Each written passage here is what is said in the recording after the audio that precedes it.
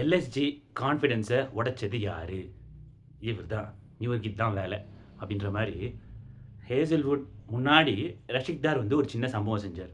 அது என்னன்னா, 4த் stump fifth ஸ்டெம்புக்கு ஒரு பால் போடுறாரு. அது வைடு ஆக்சுவலாக விட்டுருந்தா வைடு. நம்ம ஆள் மாக்ரம் என்ன பண்ணுறாரு, ஃபைன் லெக்கோ இல்லை ஸ்கொயர் ஃபைன் லெக்கோ இல்லை பின்னாடி அமுச்சு விடலான்னு தொடுறாரு. தொட்டது ஒரு குத்தமாடா அப்படின்ற மாதிரி பேட்டோட ஃப்ரண்ட்டில் பட்டு எட்ஜில் பட்டு கேட்ச் போய் அவுட் ஆயிடுறாரு. அவரே ஷாக்கிங் அவருக்கு, எப்படி அது விக்கெட் எடுத்தீங்க அப்படின்ட்டு. ஸோ இந்த மாதிரி பெரிய பிளேயர்லாம் வந்து இப்படி அவுட் ஆனால் தான் உண்டு. ஏன்னா வேறு வழியே இல்லை அவங்கள அவுட் பண்ணுறதுக்கு. ஸோ அப்படி ஒரு சம்பவம் நடந்தது. அங்கே ஒரு கான்ஃபிடன்ஸ் உடைச்சாங்க. என்னடா இது அப்படின்ற மாதிரி. ஏன்னா எல்எஸ்ஜி வர்சஸ் ஆர்சிபி ஹோம் கிரவுண்டில் பெங்களூரில் அங்கே பார்த்தீங்கன்னா 0-2 எல்எஸ்ஜி 2 மேட்ச் ஜெயிச்சிருக்காங்க. ஓகே, ஸோ 0-2ன்னும் போது அங்கேயே ஏன்னா நிறைய சம்பவங்கள் நடந்தது. எல்எஸ்ஜி நிறைய பண்ணியிருக்காங்க, எஸ்பெஷலி இந்த அவிஷ்கான் அவன்லாம். ஸோ இந்த சம்பவம் எப்படின்னா, வெற்றி செஞ்ச சம்பவம் எப்படி நடந்தது அப்படின்னா, ஃபஸ்ட்டு ஹேசல்வுட், ரஷிக்தார், புவனேஸ்வர் குமார், அப்புறம் நம்ம செங்கல் ராயன் வந்தார். செங்கல் அடிக்கிற மாதிரி வந்து முடிச்சு விட்டு போயிட்டார். ஓஹோ மிச்சுமாஷ், என் பாலே மிஸ் ஆகுறியா நீ அப்படின்ற மாதிரி வெற்றி செஞ்சிட்டார். வந்தார், 2 விக்கெட் எடுத்தார். வரட்டுமாப்பா, நல்லா கேட்டதா சொல்லுங்கள் வீட்டில் சௌக்கியமா அப்படின்ற மாதிரி போயிட்டார். என்னென்னா ஆர்சிபி இத்தனை வருஷமாக இந்த 2025 2026 தான் பவுலிங் ஸ்ட்ராங்காக இருந்துட்டு அதை பர்ஃபார்மன்ஸில் காட்டி இப்படி ஒரு மேட்ச் வின் பண்ணுறது பார்த்துருக்கேன். ஏன்னா டேல் ஸ்டெயின்லாம் இருந்திருக்காரு, அனில் கும்ப்ளேலாம் இருந்திருக்காரு, நிறைய போலர்ஸ் இருந்திருக்காங்க. But performance, the whole team performance, அதெல்லாம் சிஎஸ்கே, மும்பை இந்தியன்ஸ் அந்த மாதிரி பெரிய பெரிய டீமுக்கு நடந்ததால் தான் அவங்க கண்டினியூஸாக 5 கப்பு அப்படிலாம் ஜெயிக்க முடிஞ்சுது. அந்த டீம் எஃபர்ட்னுவாங்கல்ல, அதெல்லாம் இருந்தது சிஎஸ்கே, மும்பை இந்தியன்ஸ் அப்படின்ட்டு. ஸோ இந்த ஆர்சிபி போலிங் லைனை வச்சு ரஜித் படிதார் வந்து எல்எஸ்ஜியை வந்து அப்படியே சுருட்டி பாக்கெட்டில் போட்டுன்னு கிளம்பிட்டார். வரட்டுமா, எல்லாம் சௌக்கியமாக கேட்டதா சொல்லுங்கள் அப்படின்ட்டு. எனக்கு என்ன சொல்கிறதுனே தெரில. எனக்கு ஃபில் சால்ட் வந்து அவங்க வந்து ஒரு பிலீஃப் வச்சுருக்காங்க, அவன் கன்ஃபார்ம் அடிப்பான் அப்படின்ட்டு. So let it be. Okay, ஒரு மேட்ச் தான் அடித்தார் இந்த சீசன்லேயே, ஒரு மேட்ச் தான் அடித்தார், ஒரு 30-60 அடித்தார் போன வாட்டி. சரி, அவங்களுக்கு ஒரு பிலீஃப் இருக்குது. என்னை பொறுத்த வரைக்கும் பெத்தல் நான் சொல்லுவேன்.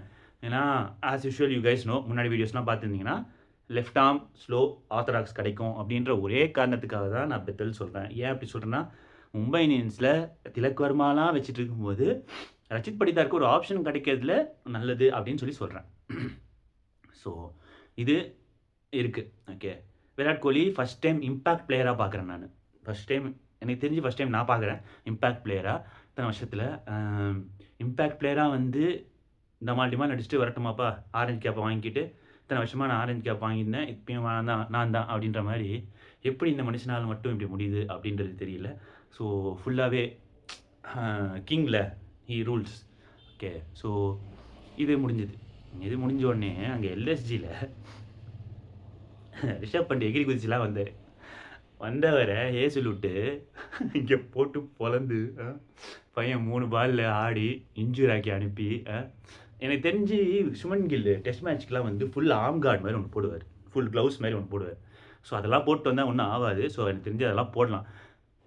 ஓகே, ஸோ ஏன்னா ஸ்ரேயாஸ் ஐயர், ரிஷப் பந்த், கில்லு இவங்களுக்குலாம் இன்ஜுரின்றது வந்து ஒரு ஃப்ரெண்டு மாதிரி டப்புன்னு இன்ஜுரி ஆகிடுவாங்க அவங்க. ஓகே, ஸோ எனக்கு தெரிஞ்சு வச்சு செஞ்ச தருணம் வந்து முடிஞ்சிருச்சு. நல்லா வச்சு செஞ்சு சமத்து பிள்ளையாக அமுக்கி வச்சு நாங்கள் போய்ட்டு வாங்கப்பா அப்படின்னு அனுப்பிச்சி விட்டாங்க. எனக்கு தெரிஞ்சு ஆர்சிபியோட பேட்டிங் பார்த்தீங்க அப்படின்னா வந்து கடகடன்னு ஆடி விக்கெட் கொடுத்தாலும் பரவாயில்ல, நம்மளுக்கு வந்து கடப்பார டீம் இருக்குது, பின்னாடி வரவன்லாம் அடிப்பானுங்க அப்படின்னு சொல்லிட்டு ரன் ரேட்டு பார்க்கணும். நம்ம இருந்தாலும் 2 பாயிண்ட் எடுக்கணும் கன்ஃபார்ம் ஆயிடுச்சு. ஒரு 15 ஓவருக்குள்ளே முடித்தா நம்மளுக்கு ரன் ரேட் ஆச்சு கூடுமே அப்படின்னு சொல்லி தான் அவங்க வந்து இந்த விஷயத்தை செஞ்சுருக்காங்க. வழக்கம் போல் ஜெயிச்சிட்டாங்க.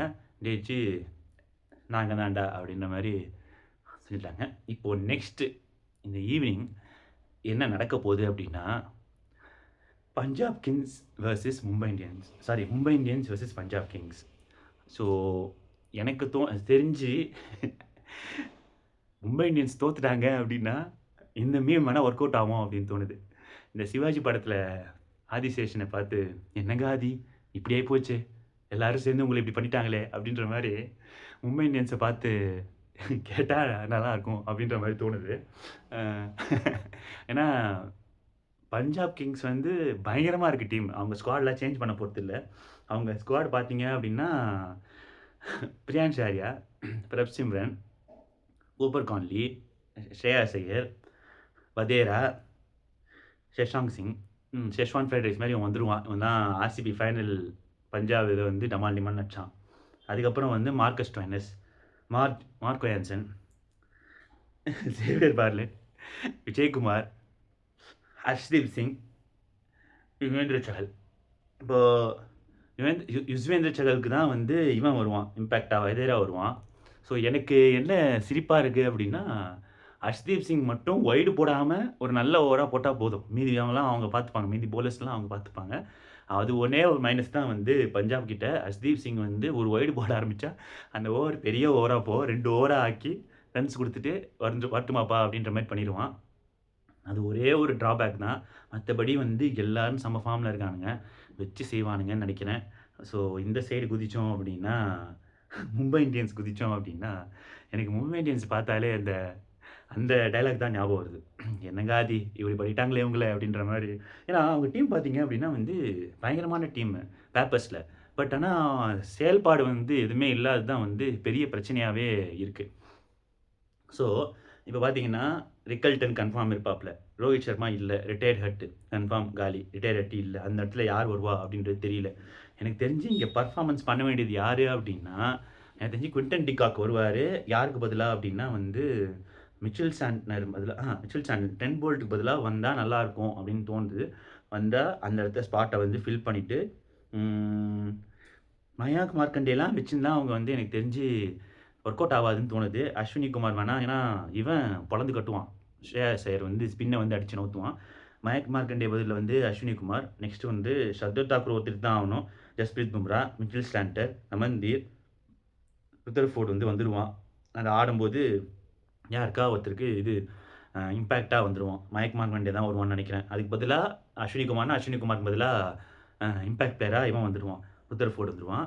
ஹர்திக் பாண்டியா, திலக் வர்மா, சூரியகுமார் யாதவ். இதில பெர்ஃபார்மன்ஸ் பண்ண வேண்டியது யாரு அப்டின்னா, எல்லாரும் பார்த்துட்டு இருப்பாங்க. யாருன்னா, சூரியகுமார் யாதவ் தான் பார்த்துட்டே இருப்பாங்க.